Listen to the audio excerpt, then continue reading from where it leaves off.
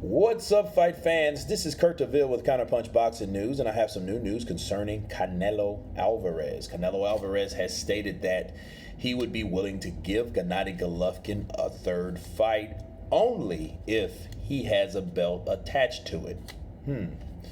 Now, this gets tricky because we know that Golovkin has signed a 6-fight deal with DAZN, with John Skipper. Of course, Canelo's there with DAZN, and those particular fights were made on the strength of him fighting Canelo Alvarez again, the other superstar on the same network, DAZN, because those numbers did well, and they want to duplicate that same type of revenue in the streaming form on DAZN. Okay, so they want that same buzz, instead of, they want to transfer it from pay-per-view to DAZN, which is a smart move.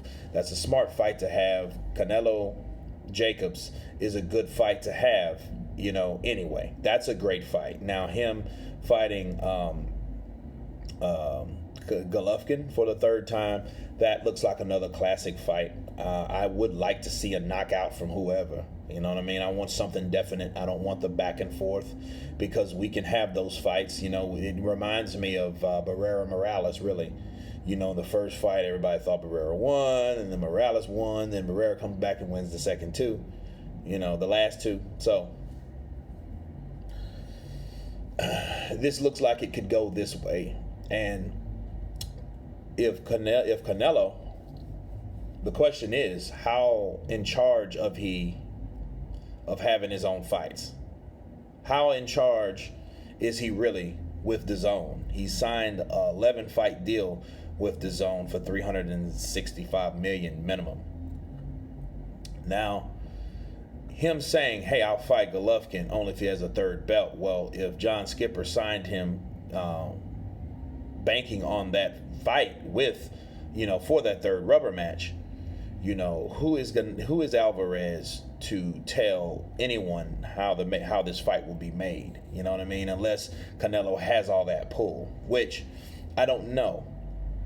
But what does that mean for Golovkin? Golovkin really needs to fight someone with a belt. He needs to fight someone that, he needs to fight Andrade. That fight could happen. He needs to fight someone for a belt. But if Canelo does have that power, and he does have, that clout on DAZN, and he's like really the king of DAZN right now. Joshua kind of fights when he wants to. He fights on DAZN, but he's not an exclusive guy that signed a long contract with DAZN for whatever reason. It's smart, but he still has it the way he has it. Well, if Canelo does have that clout, he can dictate who he fights. And if he can dictate who he fights, he doesn't have to fight Golovkin until Golovkin gets his shit together and gets a belt. Now, if Golovkin does get a belt, that will stop Canelo from fighting Andrade, right? And if he takes it from Andrade, which would be a task for Golovkin, depending on the way he fights, you could say he's getting older, but he looked impressive to me in the third Canelo fight. So I don't think that holds much weight. He just still, at the end of the day, has a hard fight with Andrade. Undefeated, slick southpaw, tall, and has power like Andrade does. But he has to get that belt. And I agree with Alvarez. I think Golovkin has to build himself back up first. I don't think he should go into another fight with Canelo until he redeems himself at the same weight class that he refused to move from. Because if you guys remember, Golovkin is the only guy that didn't want to move up. Like Ward moved up, Hopkins moved up. You know what I mean? And a lot of fighters moved up from their weight classes. He stayed in the same weight class. Right? With the only exception for people moving up is heavyweight. They have nowhere to go. But Golovkin, he was criticized for not being that guy that took those risks and those chances of going to 168, even though now in his career, after a first official loss, him and Abel Sanchez had plans to go up and fight these guys, at a higher weight class, which he could have done that before. But he wanted to fight Canelo and all this, that, and the other because he's a cash cow, yada, yada, yada. So anyway,